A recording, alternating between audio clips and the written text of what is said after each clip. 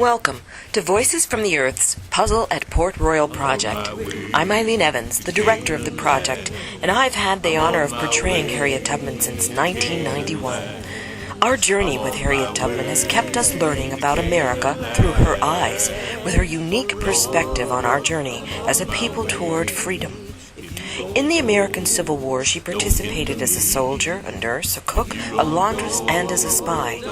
Tubman's work in Port Royal gave us a look at the people who stood beside her, supported the work of freedom, bore the risk, and paid the price, and told the tale. The significance of the Port Royal experiment in the American Civil War was that it became the vanguard in the effort to end the tyranny of slavery on behalf of enslaved black Americans.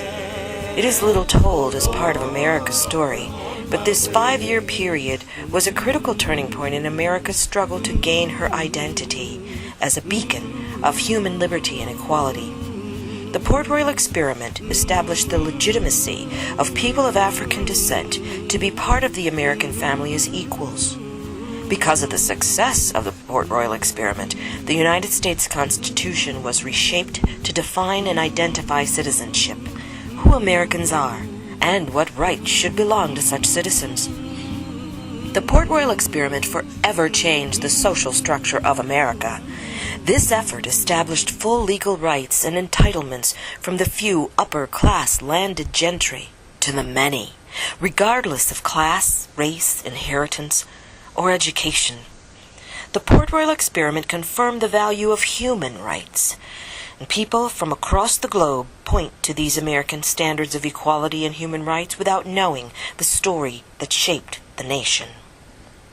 In this program, you will hear the voices of Francis Watkins Harper, poet and speaker, Robert Smalls, the naval hero, Seth Rogers, surgeon for the South Carolina Colored Troops, and Captain Louis Emilio, champion of the men under his command for equal treatment and equal pay, and chronicler of the valor and victories of these soldiers, as well as the voice of Harriet Tubman. The opportunity to strike a blow for freedom and to end the tyranny of slavery came on November 7, 1861, when the combined Union forces attacked the quiet harbor of Port Royal, South Carolina. The Federal Naval Fleet consisted of some 60 ships under the command of Union Navy Admiral Samuel F. DuPont, and some 20,000 men under the command of Army General Thomas W. Sherman. The Confederate forces that were defending the Port Royal harbor were based at Fort Walker and Fort Beauregard, and commanded by Brigadier General Thomas F. Drayton, a local plantation owner. By noon, the Union naval bombardment was a success. Drayton's rebel forces knew their battle to hold Hilton Head and Beaufort was lost, and they fled inland, abandoning the forts. By 3 p.m., the Confederate forces had completely retreated.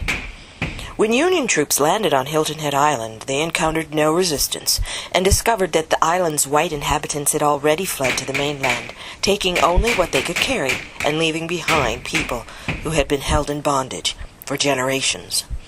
Over 10,000 blacks remained, eager for the refuge and protection the federal military flag offered. The Port Royal experiment was an effort to prepare newly freed people for full participation in post-Civil War society with educational and land ownership opportunities. It began that November 1861 in Beaufort County on St. Helena Island, South Carolina. It could be used now as a model across the South. The foundation for the experiment would depend on the former agricultural success of Sea Island rice and cotton. The labor could be paid for by the selling of crops. That income could also sustain the freedmen's education, their fledgling enterprises, and establish a sense of stability for the new citizens, or so the radical abolitionists thought. Education would replace ignorance. Self-determination would replace dependence.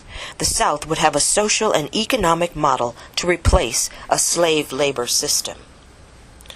The Port Royal region was the seat of the Southern aristocracy.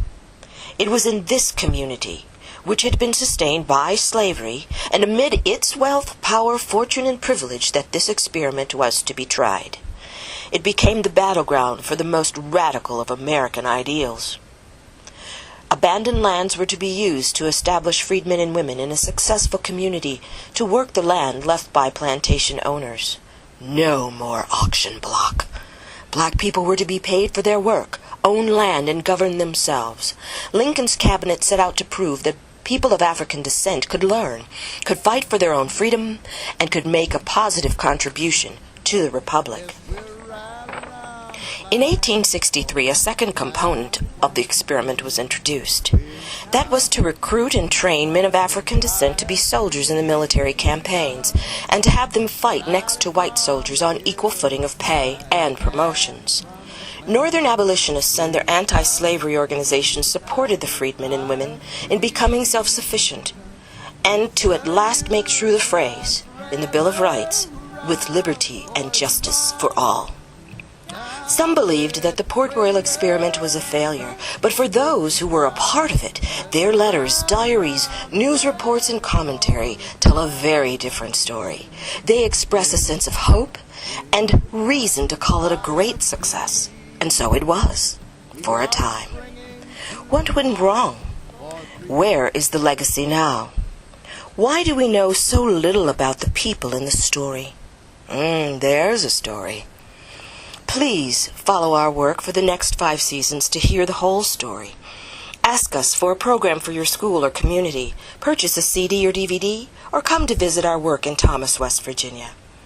This year's storytelling presentation is called Puzzle at Port Royal. In the spring of 2012, we will present Women of Port Royal. In 2013, the year of emancipation, we will present the United States Colored Troops of Port Royal. In 2014, we will present the Children of Port Royal, and we will close our Civil War commemoration with our 2015 program, Voices of Reconstruction. Contact Voices from the Earth at www.voices.fromtheearth.org or vfte.org or info@vfte.org. Thanks.